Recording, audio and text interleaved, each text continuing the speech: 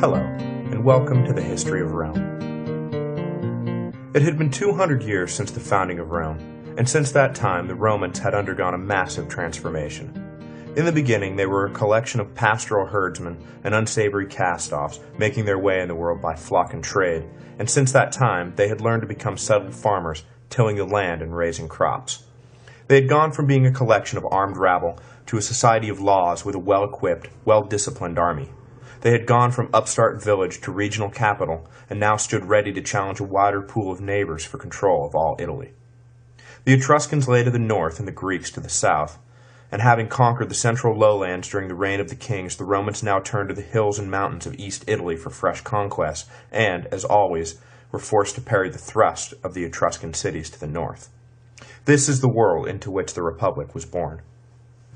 According to the legendary chronology, the kings were overthrown in 509 BC, though the date is highly suspect. Most likely later, patriotic Roman historians changed the timing of the event to slightly predate the establishment of democracy in Athens by Cleisthenes in 508 BC. The Romans had a hard time believing they were not first and best in everything, especially in the democracy they took so much pride in, so they altered their history to outdo the Greeks. However, without any concrete data, it is hard to know exactly when the kings were driven out, so we are forced to mark our own histories of the city with the 509 date.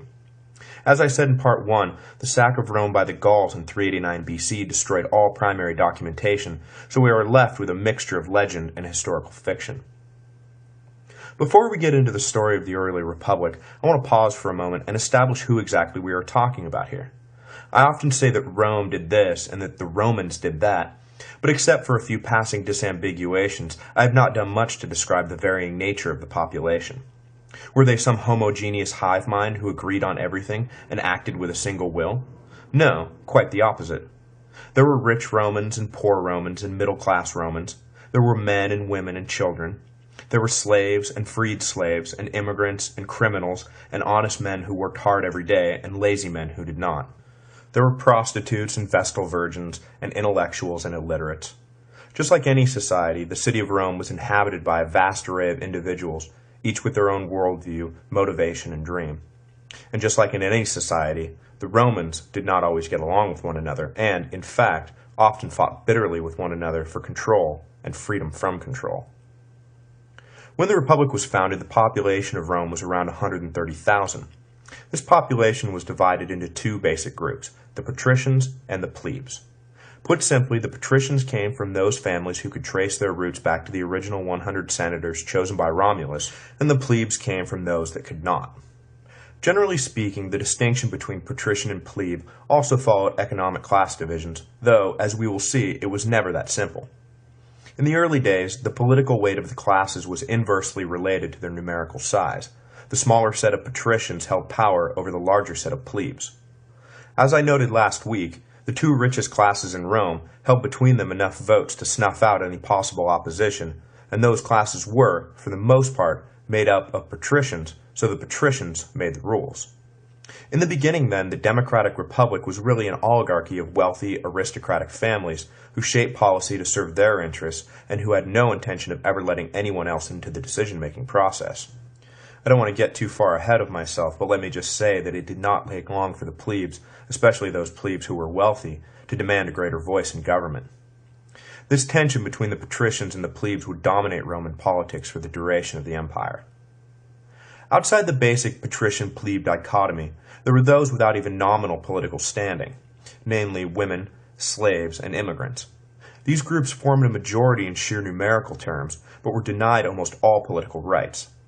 Even the plebeian males, who howled righteously at the injustice of being denied a say in government, would have cried just as loud if someone had suggested suffrage being extended to women, or slaves, or immigrants. The idea would have been beyond comprehension.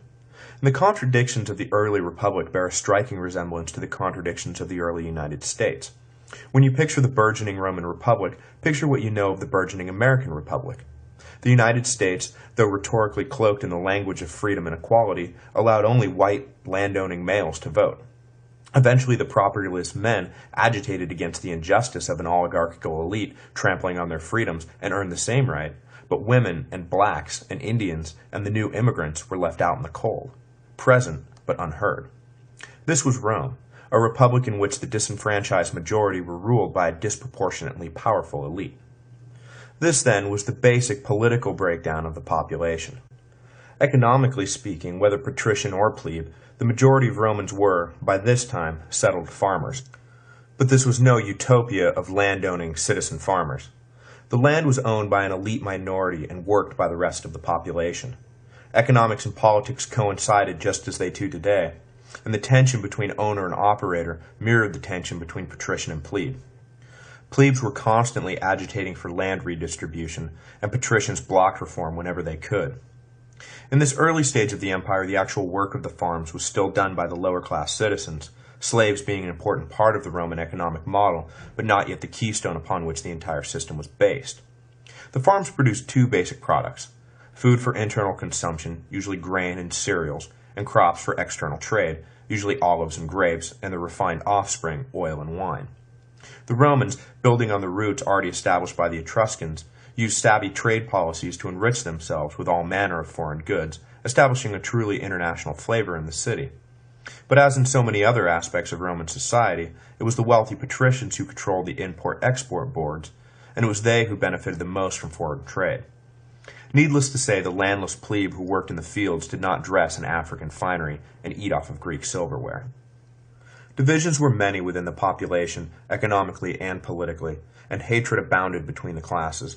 But, in the end, they were all Romans, and set aside their differences any time the city was threatened, though picking up their rivalries right where they left off, when danger had passed. That all being said, it's time to continue with our story. The tyranny of the monarchy had been banished forever. It was decided, and again, when you picture this, feel free to picture the patrician senators and equites hammering out the details, because it was really them making all the early decisions. The lower classes and plebes had nothing to do with it. The two men should rule annually to avoid any single man accumulating too much power. Originally, these men were called praetors, though the title would be changed in the early 300s BC to the more familiar consul. For clarity's sake, I will use the latter designation even for the early executives who were technically praetors, because the office itself did not change, just the name, and, well, most translations of early Roman history refer to them as consuls anyway, so there is no reason to confuse an already confusing situation with a lot of semantic nitpicking.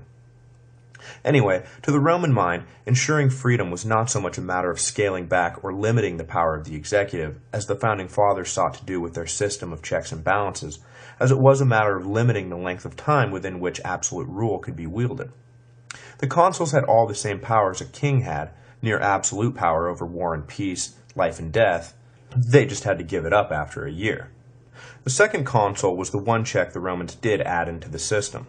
One consul could veto the actions of the other, and that was that. Any consul who tried to run away with power could be stopped at a word from his colleague.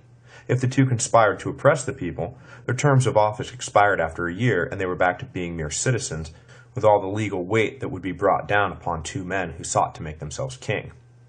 In the end, it was the expiring term of office that really let the Romans sleep well at night. The executive power sharing was merely a useful novelty. In that year, 509 BC, this was as far as the Republic had gone constitutionally. Rather than the Comitia Centuriata getting together and electing a king who served for life, they got together and elected two men who served for 1 year. As I said last week, the first two consuls were Lucius Junius Brutus and Lucius Tarquinius Collatinus. The former led the revolt against the king, and the latter's raped wife had sparked the event. Brutus's first act was to make all men swear an oath that they should never again allow a king to rule Rome. As you can see, the legacy of Numa remained a potent force. Brutus felt that a sacred oath before Jupiter would be enough to bind men to oppose monarchy, and, barring a few exceptions, it did. The Romans did not mess around with their oaths. There was, however, an immediate problem. Collatinus, you will note, bore the hated moniker Tarquinius, being a relative of the overthrown king.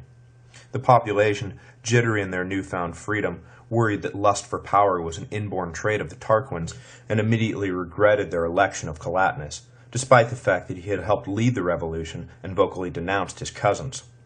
When pressed, though, Collatinus agreed, for the sake of the stability and viability of the new republic, to resign the consulship, even though everyone agreed it was completely ridiculous to ask him to do so. In his place, another one of the ringleaders of the revolt was elected. Publius Valerius, who will, in a moment, earn the honorarium Publicola, or Friend of the People, for his service to Rome. Students of American history will immediately recognize Publius's name. The Federalist Papers, written by James Madison, Alexander Hamilton, and John Jay, in defense of the newly written Constitution, appeared in print under the pseudonym Publius in honor of this consul's role in securing Rome's new republic. Publius is often cited as being one of the original consuls of Rome, but we should not forget Collatinus and his selfless resignation in the face of baseless and superficial fears for the sake of his country's freedom. The first threat the new republic faced was the first threat all successful revolutions face, namely, counter-revolution. There were more than a few Romans who had lived just fine under the kings, and were in no mood to lose their privileged place in society. A collection of young nobles, including 2 sons of the consul Brutus, conspired with envoys of the exiled King Tarquin to betray the city to him and reinstate the monarchy. The plot was revealed by one of the noble's slaves, and the entire group was arrested. Brutus was shocked to see his own sons involved in the affair, but incontrovertible evidence was produced confirming their guilt. The penalty for treason was severe, and despite his tortured misgivings, Brutus would not stop the sentence from being carried out. The young conspirators were tied to a post, scourged, and then beheaded. Brutus's decision was long lauded by the Romans as a patriotic sacrifice, teaching a moral lesson about putting the welfare of the state before even one's own family, but the ruthlessness of the decision often makes it difficult for us to see the nobility of the act. The second threat the new republic faced was the second threat all successful revolutions face, namely, invasion by an opportunistic enemy trying to take advantage of a neophyte central government. Tarquin had by this time taken refuge in Veii and pleaded with the nobility there to aid him in reconquering Rome. He argued that the virus of republicanism might infect Etruria and wipe out all the royal families in the region. The nobles of Veii were indeed worried about their subjects catching the freedom bug and, believing that Rome's leadership would be shaky and disjointed without a strong king in charge, agreed to aid Tarquin and attacked. However, to the surprise and consternation of Tarquin and the Veiites, Brutus and Publius proved to be extremely capable commanders, routing the army from Veii easily. The battle was not without tragedy for the Romans, though. In the middle of the fight, Brutus, liberator of Rome, was killed. His body was borne back to the city, and Rome went into mourning for a full year. Publius now stood alone, and, like Collatinus before him, soon fell under suspicion by the fickle and paranoid masses. After the battle with the Veiites, Publius began construction on a home atop the Velia, a ridge jutting from the north side of the Palatine Hill. The people suspected him of making a fortress from which he could safely enslave them all. Publius caught wind of the sentiment and called a mass meeting, shaming the populace for their irrational fears and announcing that if it worried them so much, he would move his home to the bottom of the hill, where they could all keep watch on him. He further used the opportunity provided by the meeting to propose 2 new laws, which made him a hero to the now assuaged masses and earned him the aforementioned title Publicola. The 2 laws are famous even to this day. The first stated that any man who tried to make himself king could be killed at any time by any other man without fear of reprisal, and the second stated that any decision by the magistrates could be appealed to the people's assemblies. Publius, content with the single credit he received for these democratic initiatives, then called for an election to fill the open consulship. Marcus Horatius Pulvius was eventually elected after a short detour through a consul who was elected but then died from old age a few days later. And this closed the first year of the Republic, leadership settled, the people mollified, and Rome secure. In the coming years, the tension between patrician and plebe would dominate public life in Rome, the patricians wary always of runaway mob rule, and the plebes seeing no practical difference between the overthrown king and the newly empowered Senate. Next week, we will jump headlong into this so-called conflict of the orders and witness the plebes voting with their feet and demanding a real voice in the allegedly democratic republic they had all fought so hard to establish and keep.